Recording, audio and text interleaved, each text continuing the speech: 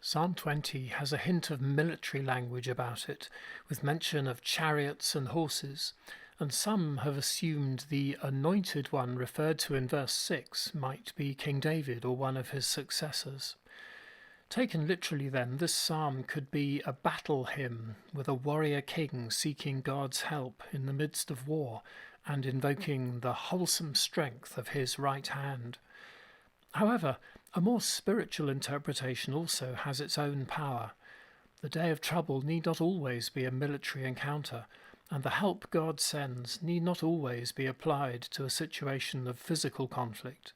Christians believe God really does intervene in various ways, in the affairs of the world and in the lives of women and men. This, at heart, is what the Incarnation means, and Jesus himself is described as being anointed with the Holy Spirit. The Lord hear thee in the day of trouble.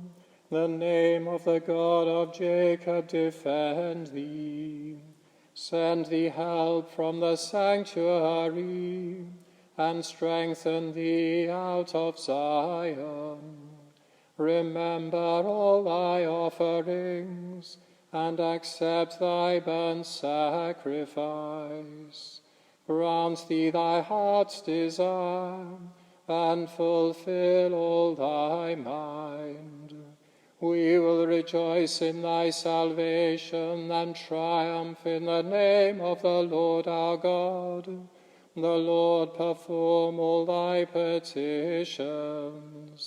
Now know I that the Lord helpeth his anointed, and will hear him from his holy heaven, even with the wholesome strength of his right hand. Some put their trust in chariots, and some in horses, but we will remember the name of the Lord our God.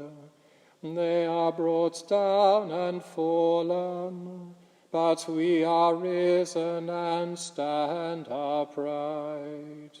Save, Lord, and hear us, O King of heaven, when we call upon thee.